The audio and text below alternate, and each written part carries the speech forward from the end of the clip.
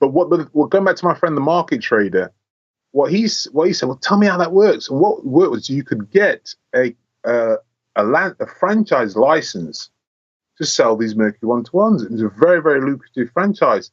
And I gave him all the information, everything he needed, and I helped him set up his shop. Within 2 years, he was a millionaire. Yep, that did really happen. You're going to hear from Michael Don Smith very, very shortly. A long discussion, interview, and we could have gone on much longer. He really did help somebody else to become a millionaire.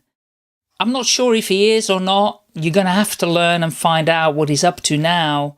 He is still helping other people become more successful, that's for sure. But the most fascinating thing is what he managed to achieve from being somebody who couldn't and didn't have any eye-ball coordination whatsoever to becoming a professional athlete, an amazing basketball player. But you're just going to have to find out what he's got to say about that. So enjoy the podcast and get in touch with him and ask him, is his name Michael or is it Don? Staying Alive UK. Share your story. Welcome to the Share Your Story podcast, Don. How are you today? I'm very good, thank you, Michael. Really good. Good to be having this adventure with you. Yes. We had some interesting technology challenges before we started, and now it sounds absolutely great. So let's get going.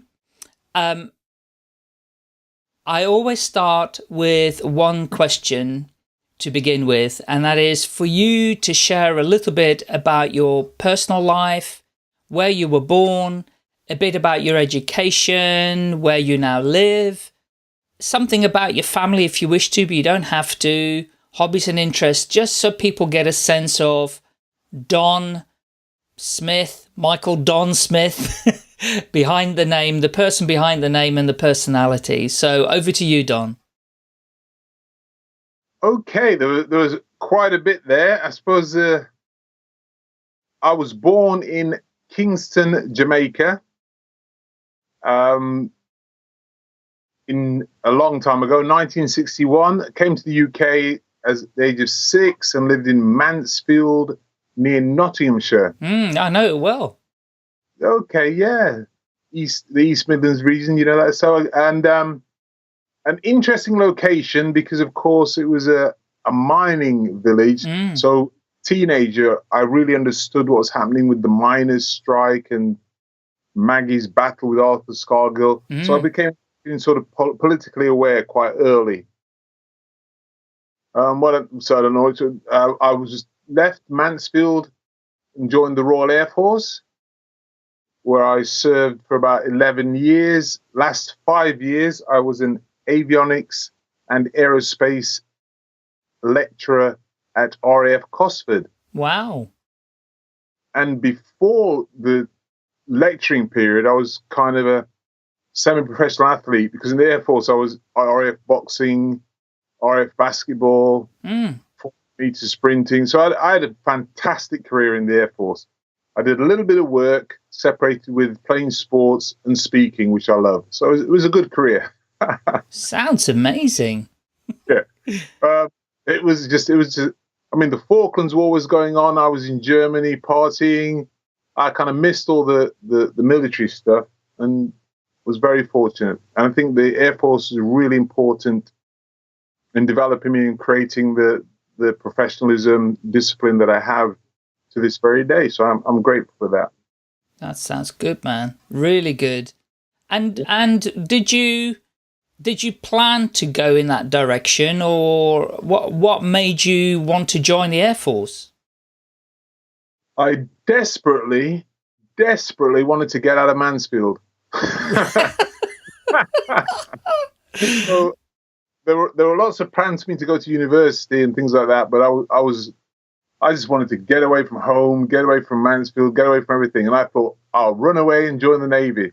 But I don't like sea, being on the sea. And so I Mm. thought this thing was going to the Air Force. So I did plan it. I'm a little bit, I think I'm a little bit, I like to plan, a little bit analytical. So I Right. did all out, and I looked at all the services, looked at the options. I thought, yes, the Air Force, and get into a technical trade, which I did, air communications. And so, yeah, it was fairly planned, but the main impetus was just to get the hell out of Dodge. Well, that's a great motivator. So you traveled the world a bit as well? Yeah, I had a fantastic opportunity. I mean, I traveled Cyprus, Germany, Sardinia, America. Mm. And it was, as I say, it was really a phenomenal time, a great way to survive. I mean, from 19 to 22, I grew up in Germany. I always say I went to Germany as a boy and left a man. So Wow. it was great, really good. Different cultures. I mean, I said Holland, Belgium, France, driving all around Europe.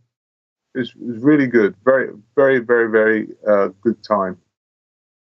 Well, it's an incredible education as well, isn't it? At the same time, apart from actually serving your country, you also get educated about other cultures. You get educated about what goes on in the world. So, yeah, that sounds amazing. It was really good, very, very good perspective.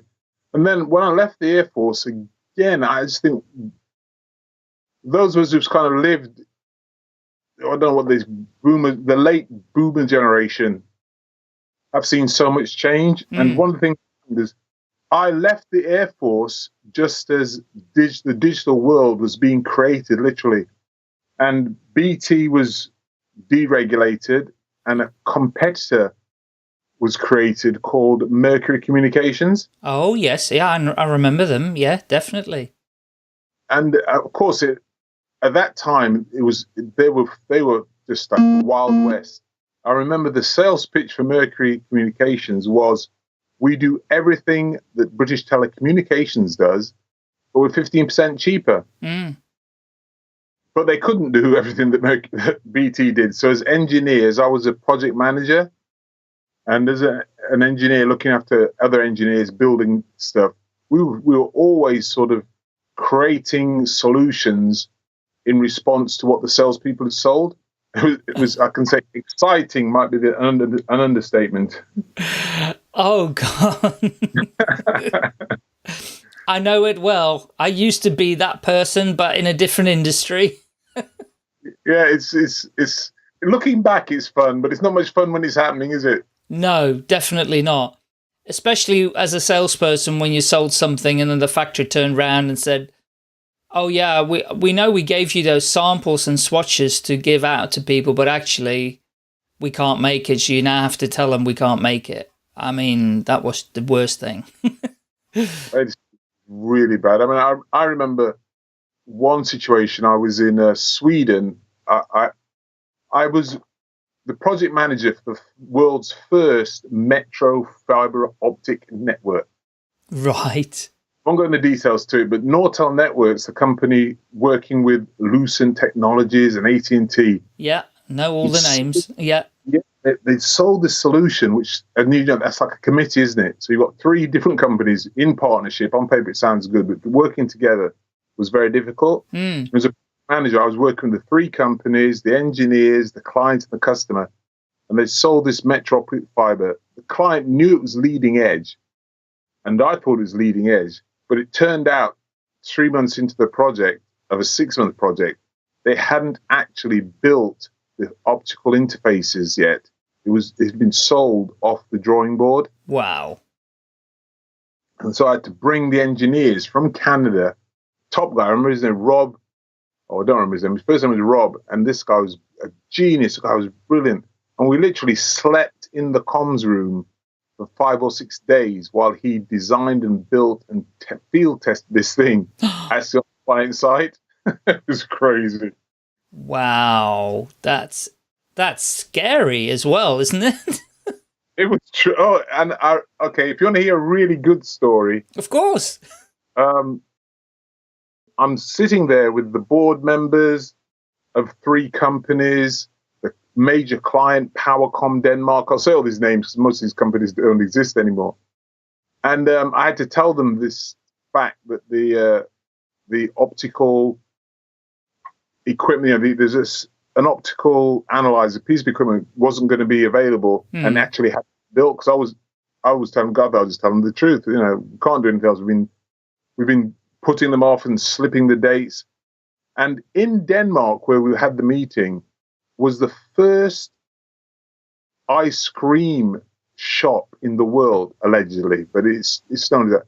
So I told them the news, and I said, look, there's not much I can do, but I really want to go and get an ice cream from that shop, which is outside your office, which is the oldest one in the world. They looked at me like I was crazy. I said, look, let's have a break, and we'll all walk over to the shop, and I'll buy you all an ice cream. We're walking out the meeting room with all the major leaders, and the staff are waiting for me to have my head chopped off. And we all walk out the building thinking, where are these guys going? 20 minutes later, we all come back with ice creams and sit around the board table. And it was just, brilliant. It was the most surreal thing in the world. Because the truth was, they'd spent millions on this. They couldn't pull out. We just had to make it work. And that's what I said. We have to make this work. It's a showcase for all of us. If we get it right, it will put Powercom on the map, and you'll be leading the world in fiber optic technology. And so let's just do it, guys. And we did it. And it was in hindsight, it was a great success and went on to great things. But my eye was twitching for a lot of times, and I couldn't sleep very well. But those are the adventures in that time. Oh, man. I mean, what you did as well by buying them all an ice cream, basically you changed their state for a period of time, because it was such an unusual act, such an unusual idea to actually take place. That you will have changed their negative thinking into a different direction. So you literally interrupted their state. So I love that. That's a really brilliant idea. Well, desperation triggers some abilities we may not know we had. Yeah, absolutely. Well, inspired, man. Inspired. Yeah. Okay, so what happened after that during all of those situations? Well, I messed up it there, because that adventure happened after Mercury. So that wasn't during Mercury Day. So right. At Mercury, because it was one of the first deregulated telecoms company, we were involved in a lot of the initial work to harmonize the telecoms protocols across Europe. Now, in the US, although the US was way ahead of us in technology, the US was quite homogenous, i.e. their signaling systems were the same all across the US. So they built all this kit, and it seemed to work. They brought it to Europe. But in Europe, we had the French protocols, the German protocols, Italian protocols, the English protocols. They'd all got their different signaling systems. So it was a nightmare. So it meant that Mercury, being at the forefront of this, because what BT would do is say to its international partners, we're BT, you will adjust your signaling systems to us. So they got rid of the problem that way. Yes. But Mercury, being a newcomer, we couldn't say that. We had to say, and our salespeople loved saying it, oh, we'll sort that out, we'll make that work. We can sell you a package. I used to go to Rome. I've been to Rome about 6 times, and I've never walked the streets of Rome. Because I went from the airport to the meeting room, from the meeting room back to the airport. It was crazy, sorting all this stuff out. So that's where I was fortunate in that there was a thing called local number portability. Right. Which basically meant that Brussels said that they just said, look, we want Europe to one homogenous market. So you're going to make all the telephones talk to each other. Go and do it, guys. Not understanding the technical challenges that was. Yes. So it's not to drag it out. So we did it over about a year, 2 years, a lot of hard work. And fortunately, the voice over IP came along. So a very technical conversations. But, the stuff that we all now take for granted, ability to move from one mobile provider to another, to take your phone to Germany and keep talking, everything. Well, I was lucky enough to be in that space. which meant that when AT&T came to the UK, I was, as it was headhunted, I was asked to lead up that project, set up AT&T UK, because of the work we'd done at Mercury. Yeah. And that was, again, fantastic. A lot more traveling all over the States, doing stuff there. And that's where I kind of then got into the stuff with Nortel and AT&T. And that's what brought me to that story in Denmark. Wow. And do Mercury still, they don't exist anymore, do they? They've been taken over by somebody, or? Well, one of the original partners was Cable and Wireless. That's right. So they took back the bulk of it. But as I'm still in contact with lots of people from that time, they've gone into Orange, Vodafone. So, and of course, I think it's Mercury Mobile became T-Mobile. I don't know how it went, but they're in the E now. So the telecoms part of it has ended up, some of it went to Hutchinson Telecom, which is now, I can't remember, it's Hutchinson Telecom has become somebody. It's not Orange. But yeah, so they kind of devolved into all these new companies that we now see, the giants that we now see that are out there. I think it was T-Mobile, and T-Mobile got bought by EE, but don't quote me on that. But they all ended up in the current telecoms space somewhere. So I've just quickly gone on to the web, just so we can answer this question. Yeah. So Mercury payphones and mobiles, they launched in 93, Mercury 1-to-1. 1-to-1. Yeah, then 1-to-1 was sold to Deutsche Telekom for 8.4 billion and was rebranded as T-Mobile in 2002. There you go. Yeah. So, wow. So, A couple of other great stories. Some little stories. So when you said 8.3 billion, it reminded me. So bear in mind, I'm working at a company while mobile telephones are actually bricks and huge things, remember? And I'm actually the project manager in a meeting when we're going to launch Mercury 1-to-1 mobiles. wow. Yeah? In the meeting. And this marketing guy from America says to us, because in the very near future, everybody will have a mobile phone, most probably two. And I was sitting there thinking, why the hell would everybody need a mobile phone? Never. I couldn't imagine it. The other thing he said, which was crazy in the technology, people listening to the podcast may know a little bit, but, well, everybody knows. The software we'd got written for the mobile at that time, it had 8 bits to program the ringtone of a phone. 8 bits is a lot of numbers. And the guy said you're going to need 256 bits minimum for the ringtones. I'm thinking, you're talking about millions and millions of ringtones. Why would anybody need millions and millions of ringtones on their phone?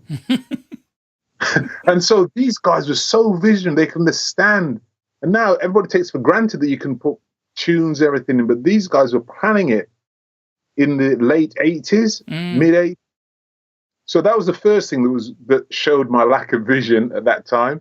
The next thing was, I had a friend who was a market stall trader. He sold electronic things, like mobile Amstrad PCs and bubblejet printers on a market stall. And we were friends, and he's asking me what's happening in Mercury and what's happening, because he was a visionary as well. He was an entrepreneur. I wasn't an entrepreneur at that time. And he was asking, what are you doing? What are you doing? And I was saying, and I would tell him, because I was quite excited. I'm project manager. And then when Mercury 1-to-1 came, I told him about it, and he was so excited. I couldn't understand it. Because the other thing with Mercury 1-to-1, and apparently these still exist, one of this guy's genius marketing guy's ideas was, let's give free phone calls for life on this Mercury phone. And we nearly fell over. You what? Free phone calls? How are you going to make any money? And he explained to us then, and I didn't understand it till many years later. He said, well, to market a new service and catch up with Orange and Vodafone, I think there were 2 other companies who were ahead of us. So to catch them up, the marketing spend would be millions to to really get there. Mm. And it's less cost than giving away free phone calls. And I just couldn't understand. I said, what's he going to do to our network? Because I'm thinking, because everyone's getting free phone calls, they're going to blast the network to bits. Yeah. This days of technology. And fortunately, they listened to him. But it means that somewhere in the world now, people still have these mobile phones, Mercury one-to-ones, that have got a contract with free calls for life. Well, now, of course, time's caught up and everybody gets free bundles. But this guy was so ahead of it. Wow. But going back to my friend, the market trader, what he said, well, tell me how that works. And what worked was you could get a franchise license to sell these Mercury one-to-ones. It was a very, very lucrative franchise. And I gave him all the information, everything he needed, and I helped him set up his shop. Within 2 years, he was a millionaire. Oh, my God. Because he ended up he's still around. He now does vanity phones. I mean, really, he does phones with gold now. But the point is, I gave him all the information. I was part of what was happening, and I didn't have the entrepreneurial vision to see what was going on. Wow. And I was still working. I thought, well, brilliant. I'm working. I had a 70 grand package, I had a company car, I had a pension, I had profit share. And I thought, wow, I'm really good. This guy was a market trader to millionaire in 2 years. He took me on holiday to Lanzarote at that time because he was doing really well. So I'll just say that it took a long time for the universe to beat entrepreneurship into me. Wow, that's a really good lesson on that journey, isn't it? Yeah. Oh my God, man. But how many times do we do that? We have the information, we have everything we need, all the pieces are there, and we don't have the courage, the insight, the vision to recognize the potential of what we actually have. Well, and then it's a great lesson for people that are listening and are sitting on the fence, deciding whether or not to start their own business or to take their business to the next level. Look around you, see what you've got. What are you missing out on already? Yeah. Oh my God. So you're in the telecoms industry, giving away all your knowledge and making other people millionaires. So what did you do after that? Well, the universe was still trying to give me lessons, as it does. So I got the call from AT&T, say, come and celebrate in the UK.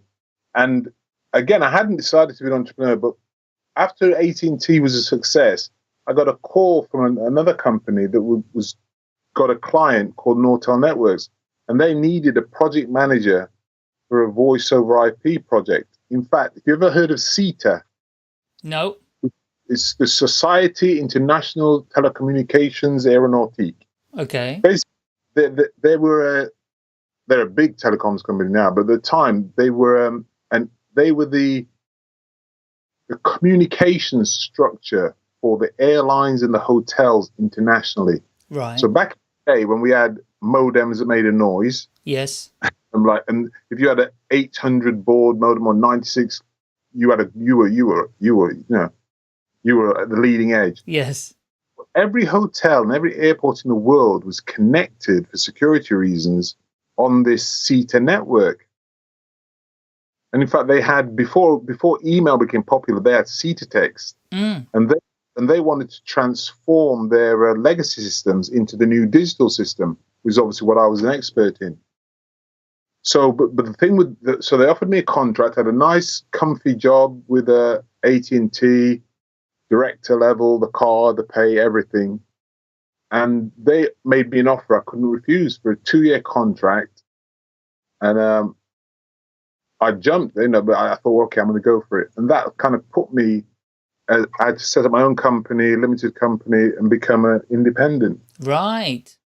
Kind of how I moved from being an employee to an entrepreneur. And it was at the time of the dot-com booms, when there was just lots of money running around, and everything. So it was, again, it was a very good time. And that's how I got the contract with Nortel.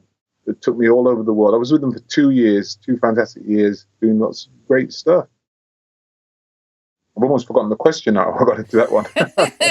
Well, so I was asking what was next. So you got into bed with this company, but you were setting yourself up as an independent then. Yeah, so I became an independent.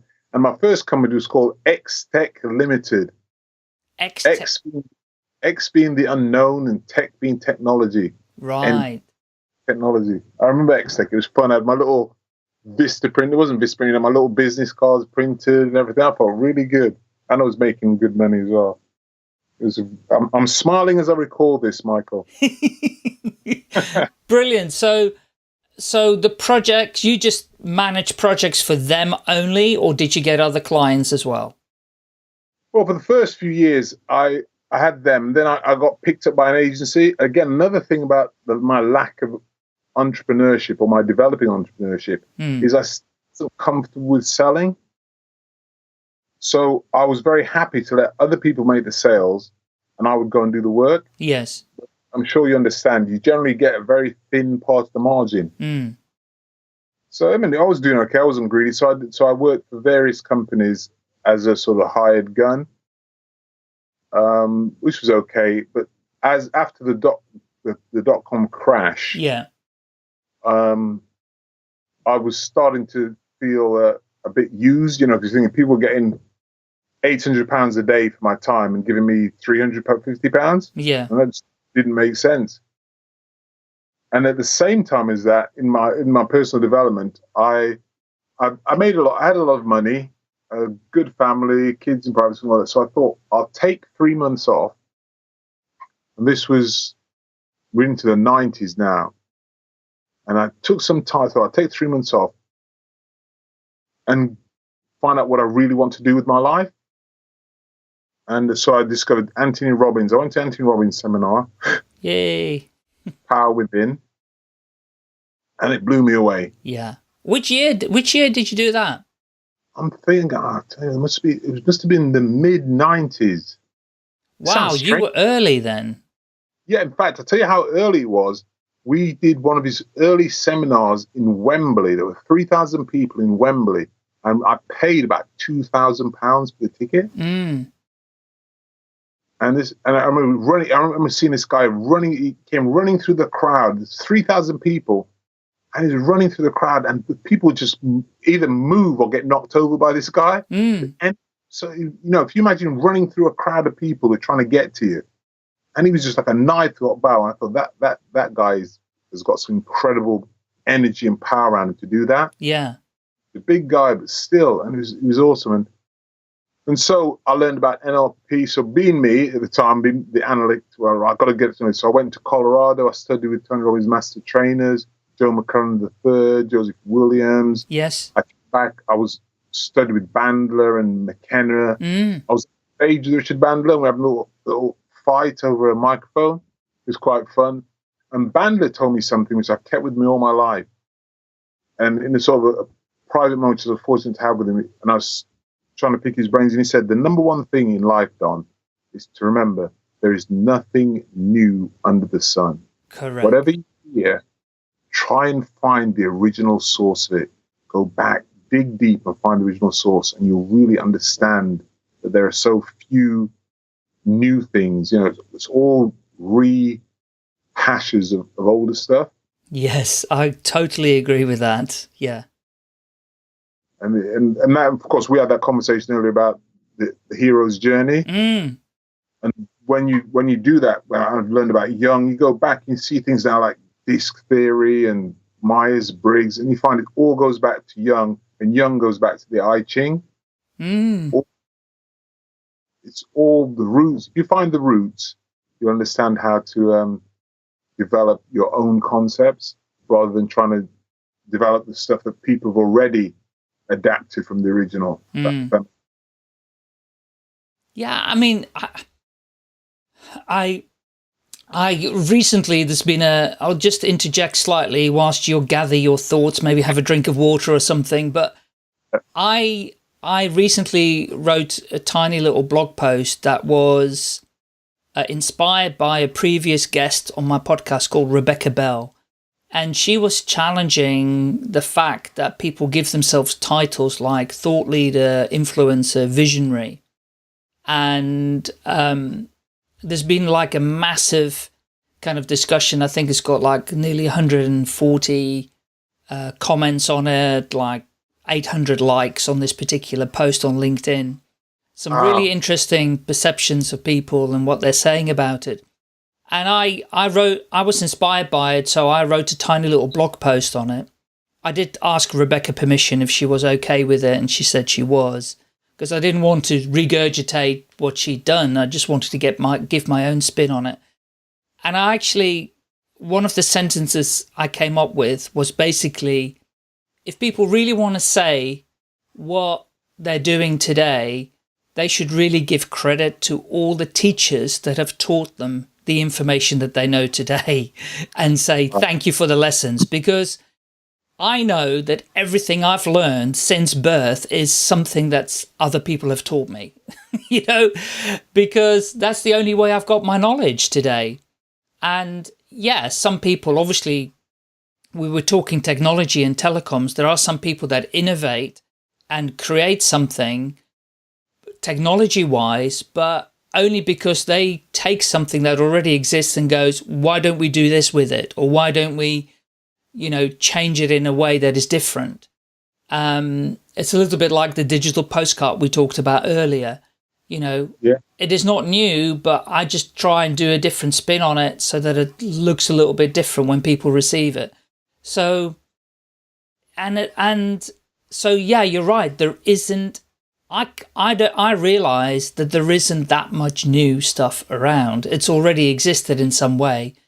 It's just that people have done a different spin on it in some way. And totally it's the case with storytelling, which I would like to get onto a little bit later as well, but I don't want to miss the flow of your journey either.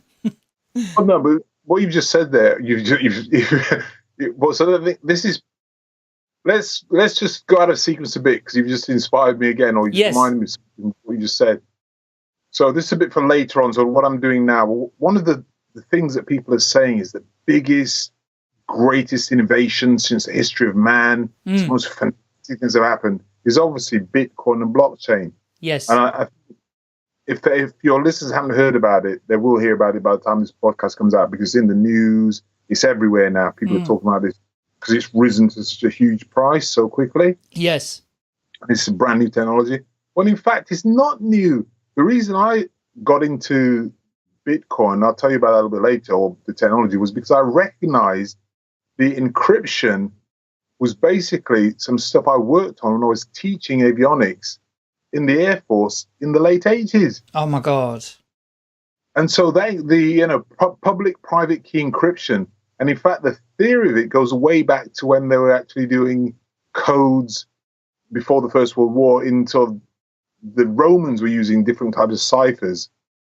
So that's one bit of it. The other bit that comes into it is the networking architecture, which goes right back to the stuff at DARPA before the internet started. So the stuff that created the internet was sort of client-server technology, which is an old technology.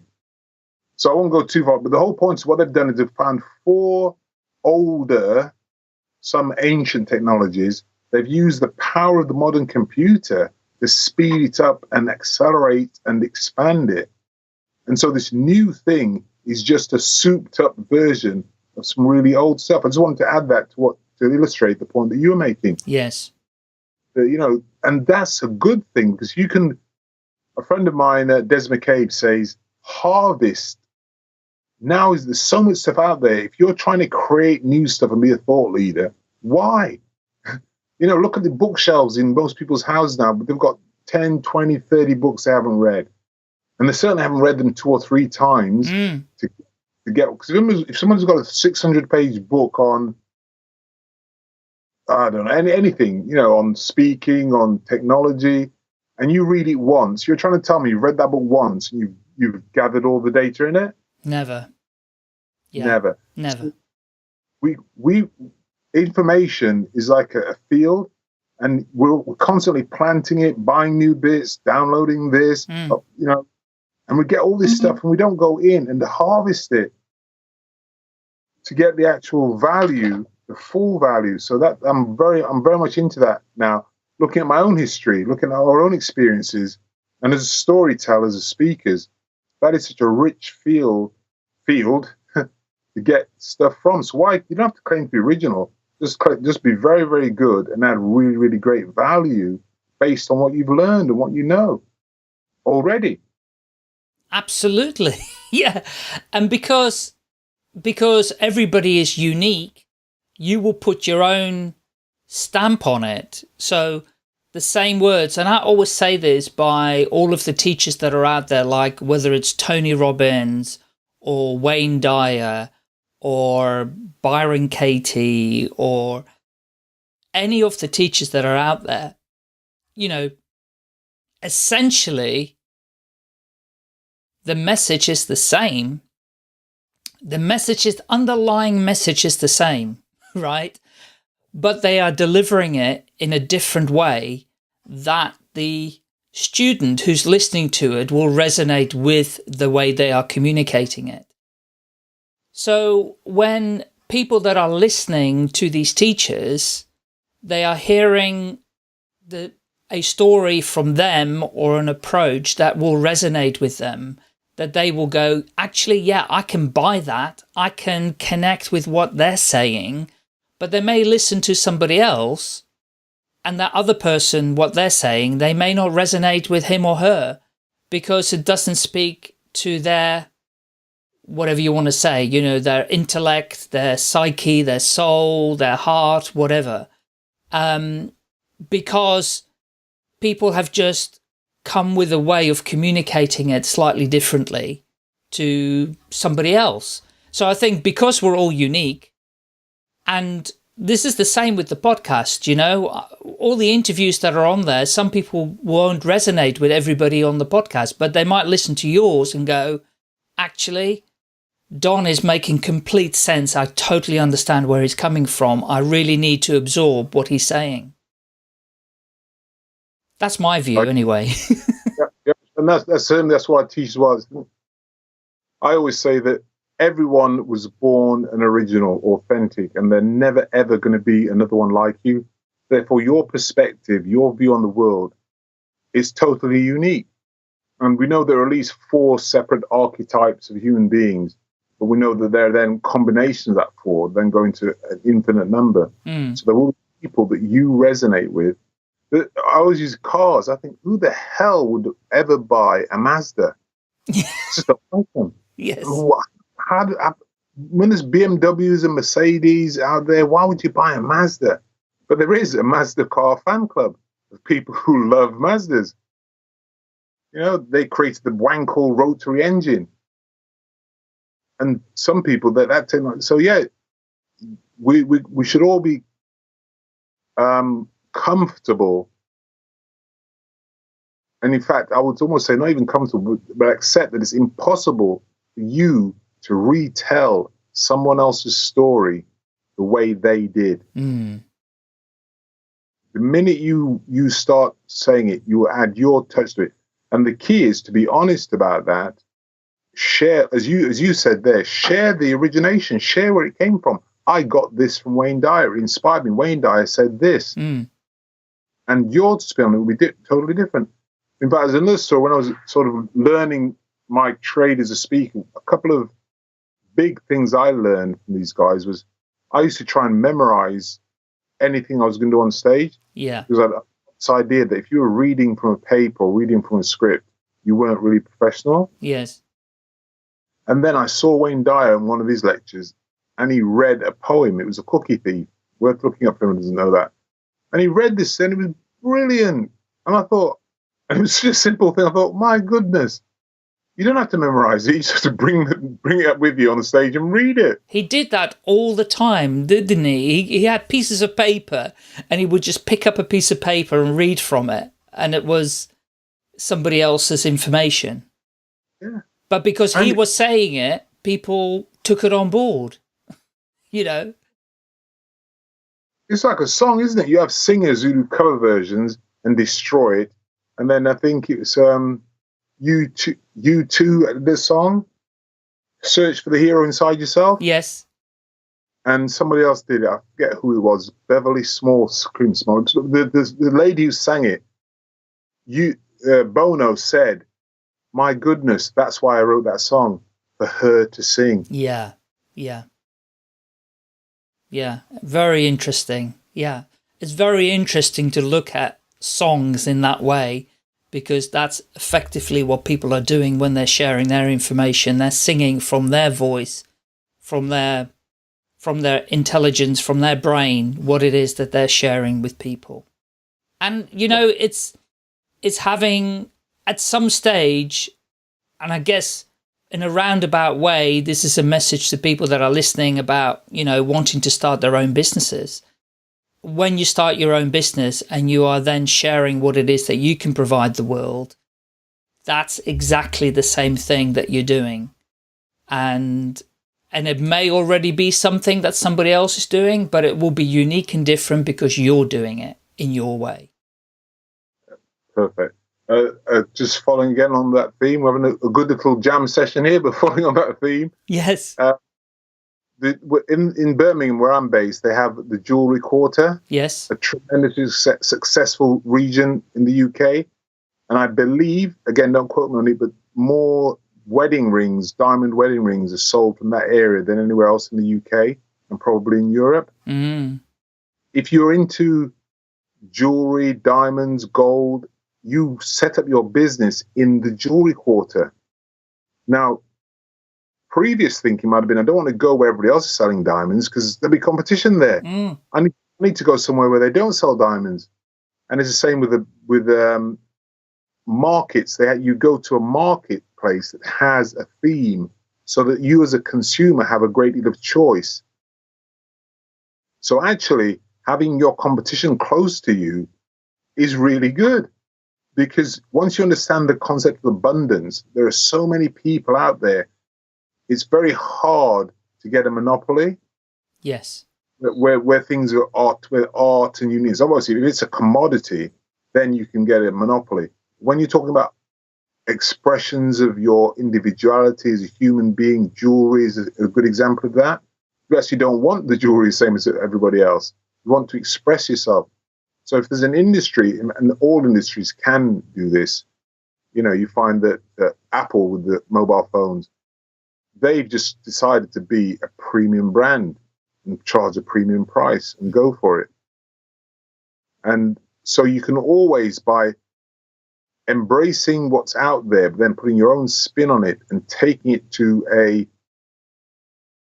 level of excellence. So nobody can stop you being excellent in your field. Mm. And that's really what makes the difference. Choosing to really go for the best that you can be at what you do. I love it. I mean, I in fact had a email today by my favorite illustrator, Hugh McLeod in Miami. He has a brand called Gaping Void, and he sends these little illustrations out every day that I get.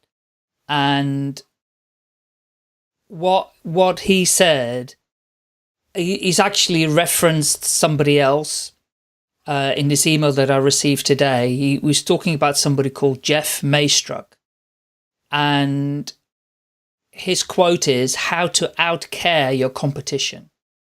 And it says, Wow. It says his thesis was simple: your competition may have more money or employees or customers than you do, but you have no control over that. What you do have control over is how much you actually care. Care for your customers, care for your people, care for your product, care for your community. The ball is in your court. This is what is actually yours. So start there. And he obviously did a talk, which I will find, and I'll probably share it with this podcast. But it's exactly what you're just saying. You can only control your bit and do absolutely the best thing possible with what you've got. Don't worry about the competition. They're always going to be there. Somebody will always do what you do, cheaper, better, maybe, bigger. But, if you find what it is that you love doing, and I know that's a corny statement because everybody says, you got to find what you love doing. It doesn't have to be, it helps if you love what you're doing, but just do the best you can do with it, and people will recognize that. Well, that's a good point. If I can add to that, what I always say is, Well, I'll tell you the story. We could go back into my time. And one of the things I did when I was in the Air Force was obviously I played basketball. Yeah. I was known as a great sportsman. Really, very, very, very accomplished in my time. And the reality was, as a child, I was an immigrant, West Indian, overweight, four-eyed, short-sighted guy who always had his head in a book. So from the age of 8 to 18, well, say 17, I was the actual bookworm. If I went to a library, I wouldn't read a book. I would read an author. Wow. So Keith Laumer and Philip K. Dick, the Lensman series, all the science fiction authors, I read the author. I had to read every book by that author. Mm. And so when I joined the Air Force, somebody told me that you had to be able to run 20 miles with 10 pounds on your back and eat raw worms. And I give you all horror stories of the military because I wanted to be in the military, and I just started running. So after leaving school at 16 and before I got in the Air Force, because I was successful academically, that was a given. But I knew I would fall down on the physical side, so I started running every day. For about 6 months, I was running. By the time I joined the Air Force, hello? Yes. Yeah, sorry about my phone. Sorry about that. By the time I joined the Air Force, I looked like an athlete. I was lean. I could run for days. But then when people say, Don, come and play football, join the football team, they had a phrase for me called swish F it. Because I'd aim for something and there would be a swish when I missed it. I'd play badminton. And all you could hear was me go, whoosh, whoosh. I had no hand-eye coordination, no ball skills, nothing. Wow. But I keep referring, I'm very analytical. So I went back to my room in tears one night, as always. Now, I was thinking, what am I going to do about this? There's got to be a solution. And at that time must have been early 80s, 70, 77, 78. Mm-hmm. Wow. Nobody played basketball in the UK. There were no basketball courts. It was very rare to see basketball. It was all football and rugby. Yeah. But in the gym at RF Cosford, there were 3 basketball courts. And I figured out I'm going to play basketball because nobody else is doing it. And if I practice hard, I could be quite good at it. Yeah. Now, the point is, I didn't even know what basketball was. I'd never touched a basketball, didn't know any of the rules, didn't know anything about basketball. But I made a decision to become excellent at basketball. Wow. And I then spent the next few years going down the gym on my own, practicing shooting. And then my best friend, Carl Williams, turned up one day, and he was a great basketball player. And he taught me. So find a good mentor. So I found a mentor. I studied hard. And now, to this day, having represented the Air Force in basketball, having been a semi-professional basketball player for North London College for years, I love basketball. Oh, my God. And so if you really put your heart and soul in something, so just what you said, if you actually care as much as you can and you decide, I'm going to really make this, do my best, it's very hard to achieve your best at something and not fall in love with it. Yeah. Yeah. That's incredible, because you could have decided, I've got no handball, eyeball, whatever, coordination. Basketball is just the worst possible thing you could try and take up. Isn't it? But you didn't. You went, I'm going to have a go at this. And then you fell in love with it. That's incredible. I love that story. I love that story. That's brilliant. Thank you for sharing that. That's a great lesson for everybody who's listening. Okay, we need to move on a little bit. So where have we got up to with your journey? You're running your own business as a consultant and doing all of these projects for these technology companies here and there. What happened next? Then, of course, as the hero's journey tells us, disaster strikes. So I've got loads of money, big house, new car, Mercedes, all that going on, when suddenly the dot-com crash arrives. Yeah. And wipes out so much value. And being telecoms was my game, I had a lot of money invested in telecom shares. Mm. They vanished overnight. Whoa. I remember, because when you believe, it's a very good lesson is sometimes your belief in something will override reality, and that's both positive and negative. Yes. I've done so well in telecoms, and I remember going to a meeting, and I was a senior manager, and this disaster was happening. Contracts were getting cancelled. The you know, all these telecoms millionaires and these overvalued companies were disappearing. Yes. And we're going to a meeting and saying, this is all about the internet and software and websites. We're into telecoms and phones and and communication. It's different for us. Yes. It's only a blip, and we'll soon pick things up. And so, in the face of all this disaster, I was actually telling my staff and those that worked for me that it was all going to be over in a bit. And so I believed it. And so I kept hold of my stocks even as they were plummeting, because I knew they were going to recover. I believed they were going to recover. So I ignored the reality. But it was okay because I hedged because I had a good financial advisor, and he thought, you've got too many stocks in telecoms, put something into a non-telecom stock. And so I bought shares in Marks and Spencer, which up to that date had never, ever not returned a dividend, had never done a profit. It was a bellwether stock, they called them. That's right. I used to supply them. Yeah. Yeah. That was the year they crashed as well. Yeah.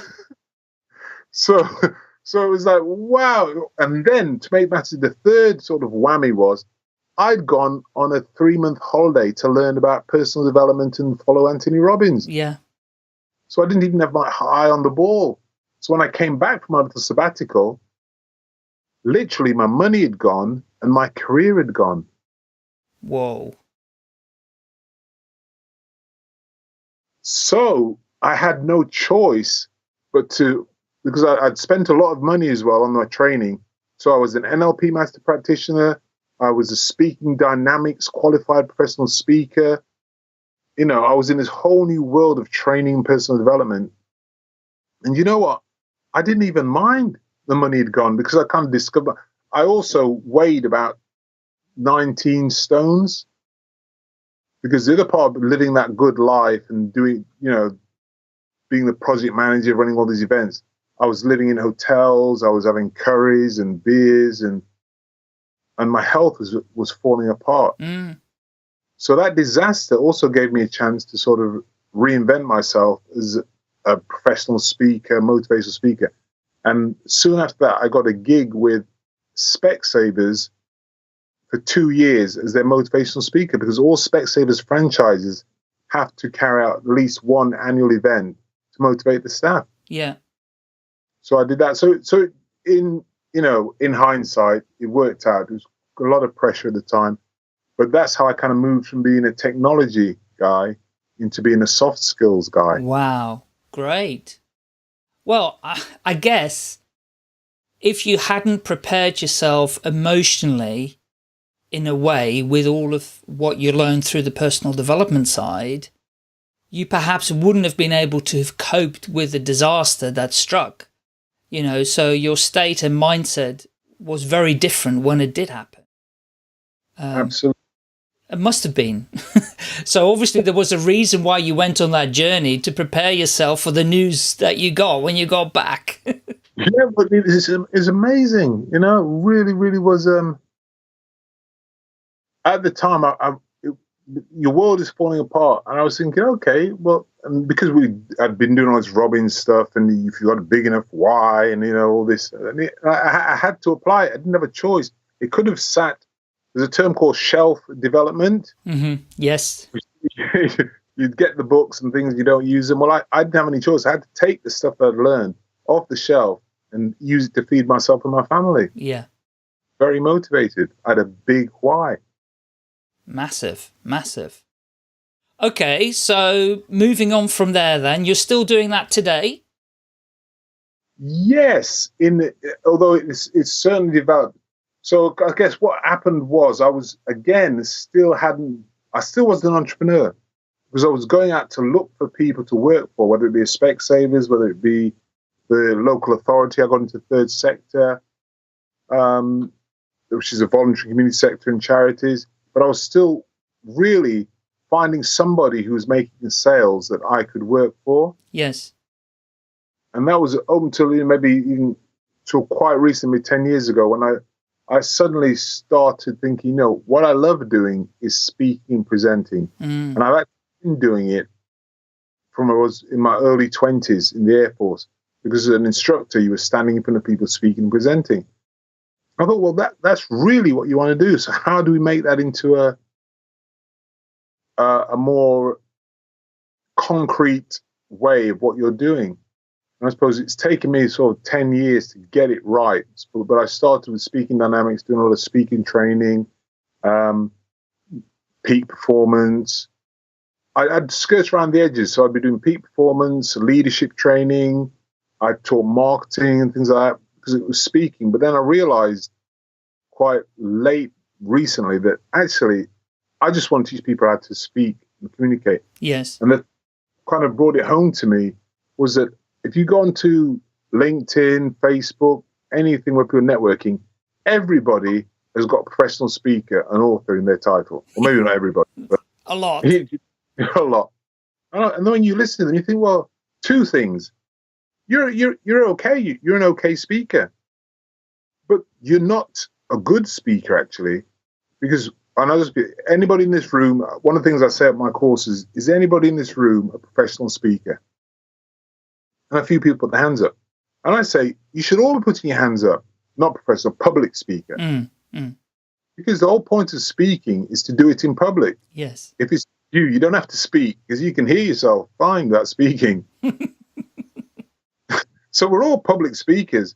So saying that I'm a speaker, when someone puts on their profile, what do you do? I'm a speaker.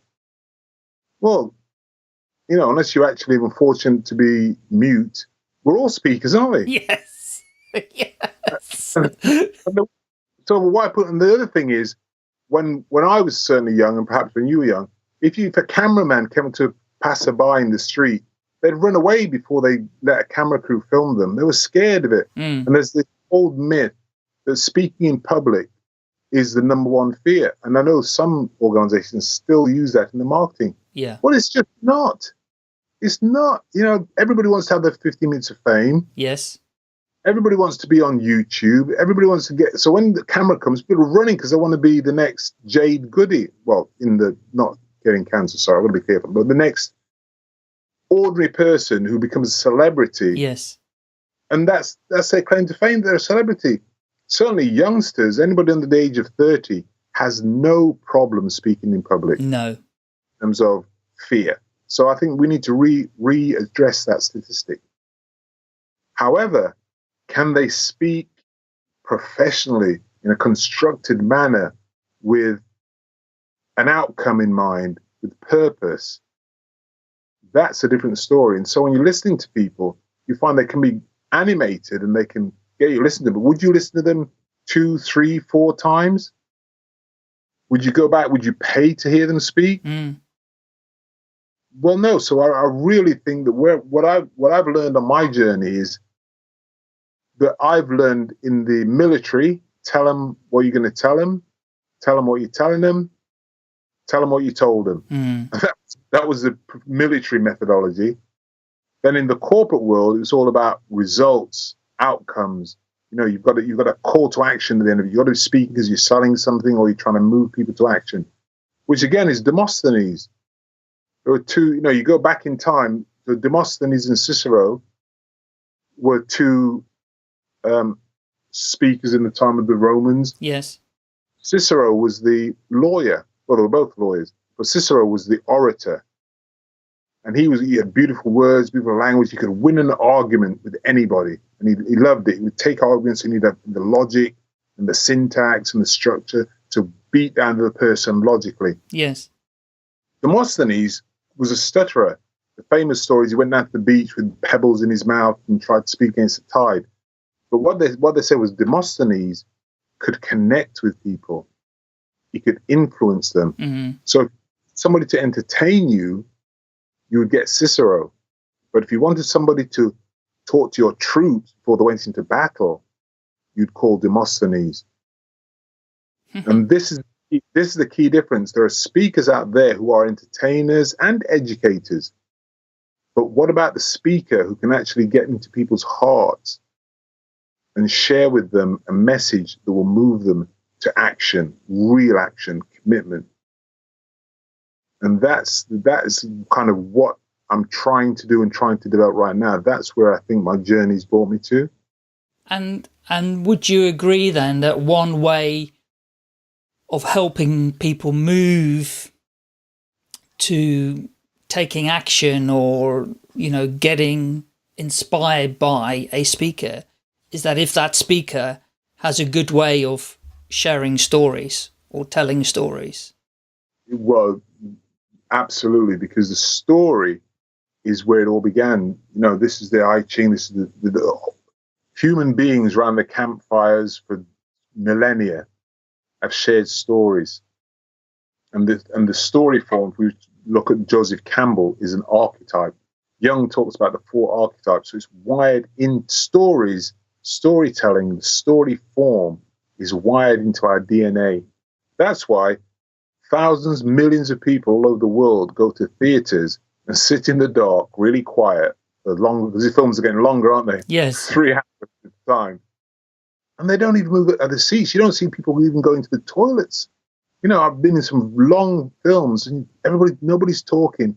They're in that trance, the story trance, because we're all wired to receive and appreciate information that's delivered in the story form. Absolutely. And I think it's when, I believe, certainly for me, when somebody tells a great story. When you were telling me your basketball story, I was in a scene with you practicing on the basketball court every single day, studying how to do it, practicing on your own. I actually see that scene as you being quite lonely doing that, but being absolutely committed. And then seeing you, excelling in matches and winning.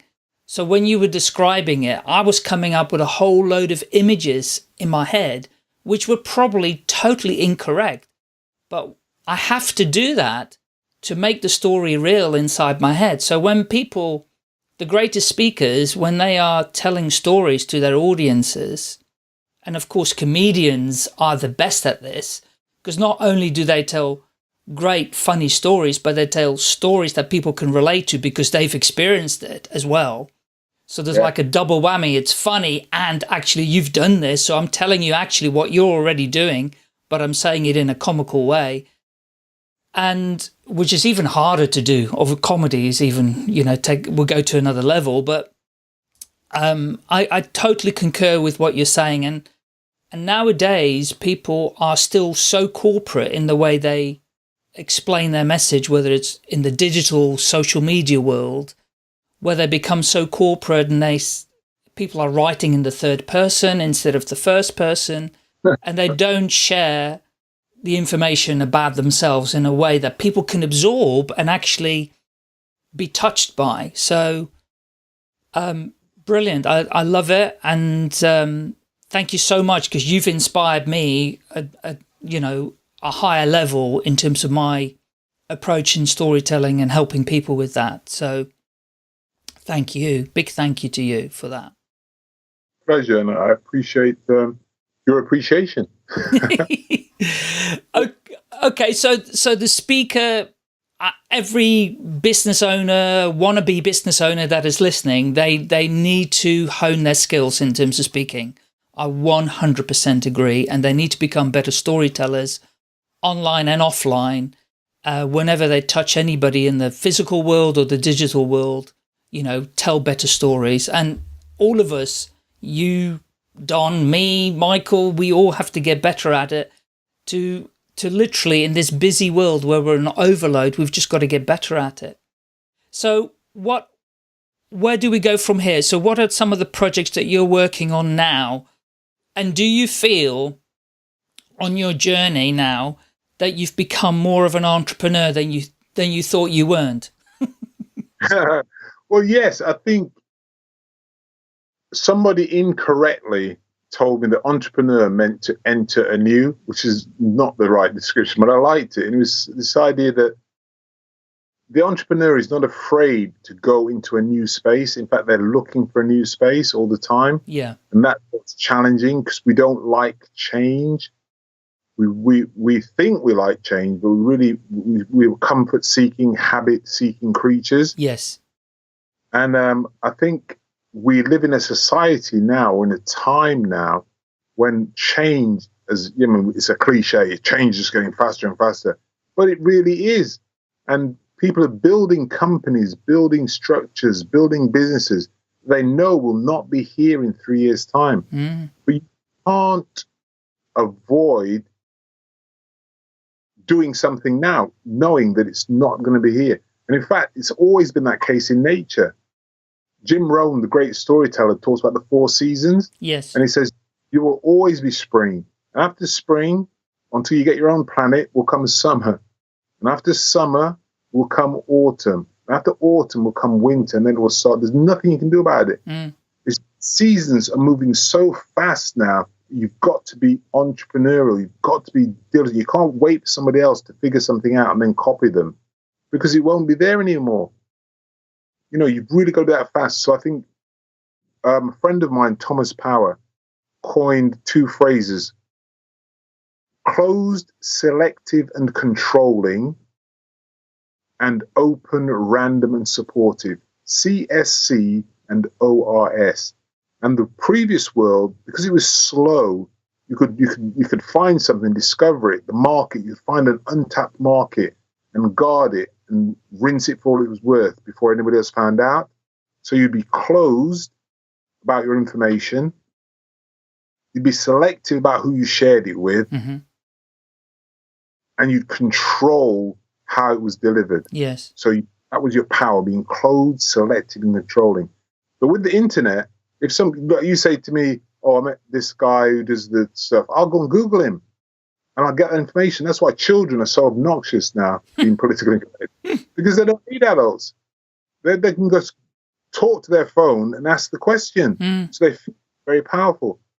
So the closed, selective, controlling world is really over. And that's why companies are losing their employees left, right, and centre. Everybody's successfully setting up their own businesses. But in the open, random, and supportive world, which is what you talked about, caring, that's our S, supporting. If you care and you support people, yes, that add value. If you're open to ideas, if you're open to people, if you're open to opportunities, if you walk around with your eyes open, again, you'll see, you'll get luckier and you'll be more successful. And random is basically, there's so much stuff coming. If you try and sort all your emails, sort all your websites, sort all the books, sort everything out, get it all catalogued, get it all in order, and then start, you'll have missed the boat because it's changed. Yeah. So you might well just take things as they come in a random fashion, because there's too much to really get it all in order. Yes. So for me, entrepreneurs have always known that. Richard Branson says, when an opportunity comes in front of you and somebody asks you to take it or get involved, just say yes and figure it out on the way. Don't say, okay, let me go away and study it and research it and find out everything. Yeah. The person who says yes and gets on with it is going to get that opportunity. So the world we work in it's not, when I say it's an entrepreneurial world, that is not a cliche. That's not a nice thing to say. No. Uber has been around for 2 minutes and they know in their business plan. Hello? Yeah. Okay, sorry. Sorry about that. In Uber's business plan, they're expecting self-driving cars to destroy their business. Yes. So that's the world we live in. And I think having a story, having what I call a signature speech, is vital. So that you know. So the one thing you've got to figure out is who you are, what your message is, and what your signature is. And I really enjoyed this conversation, Michael. Yeah. Hello? Yes, I'm here. I'm hanging on to all your words. That's absolutely brilliant stuff that you're sharing with us. So, because like what you said that's really important is this idea that the storytelling is how you make your difference in what you do. So what you do is you put your signature on it. Yeah. That is important for business people. You can't afford to not recognize what it is you bring to the party. Very important. That's what you're selling, your uniqueness, your signature. Yeah. And that's really what I'm helping people to do, is craft their signature speech. Yeah. And your quote here, which is, you are your message. And if you or your company are not achieving the results you want effectively and elegantly, it is often down to communication and presentation. And I love that. That sums it up for me in a nutshell. Listen, we're going to have to do a part 2 at some stage here because we could talk about this topic forever. So I'm going to ask a couple more questions and then we're going to have to end it, sadly. Oh. So if there was one bit of advice, you have given loads, but I'd like you to pick just one out of what you've shared, or maybe a new one. If there was one bit of advice you would give aspiring business owners, what advice would that be? Well, it's the advice that's written in a book, a very, very old book, Think and Grow Rich by Napoleon Hill. And it's basically, in every adversity lies the seeds of an equivalent or greater benefit. And with that in your mind, you will see everything that happens as an opportunity. Remember, however bad it is, however dark it is, in every adversity, in every challenge, in every problem, lies the seeds of a greater or equivalent benefit. But you will have to work hard to make it happen. I totally concur with that, and it was Robin's when I was in Australia doing my one of his events. I forget the name now, and he was telling his stories about how he nearly lost everything, and when I think he'd invested a lot of his shares and this, that, and the other. And people were stealing from him and God knows what else. And he called it a gift. And I've hung on to that. And I always call everything a gift. Whether it's good or bad, I still call it a gift. And I get a lot of challenge and a lot of debate from people about it, because people say, well, illness and death is not a gift. And I have to challenge them back and say at some level it is. And so it's, yeah, I totally concur with that. Thank you for that advice. And then the very, very last question is, how can people get in touch with you, Don? Where can they find you and connect with you? Well, the number one thing is go to www.yoursignaturespeech.com. Great. Yoursignaturespeech.com. I'm going to include it in the show notes anyway. And basically that really will let you know what I'm doing next or where I am, and there'll be links on there. It's just an Eventbrite. It shows you what I'm doing next. And I really think if you want to be a charismatic, caring, connecting, confident speaker, I really think I can help. So that's my mission, and I would really like to help, because to quote a guy called Michael de Groot, if you really, really care in your business, you'll always have a business. Brilliant. Thank you so much for your time, for your wisdom, for sharing your story. I absolutely loved it. I'm so delighted that we met some years ago. And you used to come to my little LinkedIn talks and lunches, and I appreciate your support there. And I look forward to seeing you at another networking event very soon, I'm sure. Yeah. Thank you so much for being on the podcast, Don. And I will see you very soon. All the best. Thank you, Michael. You're most welcome. Staying Alive UK. Share your story.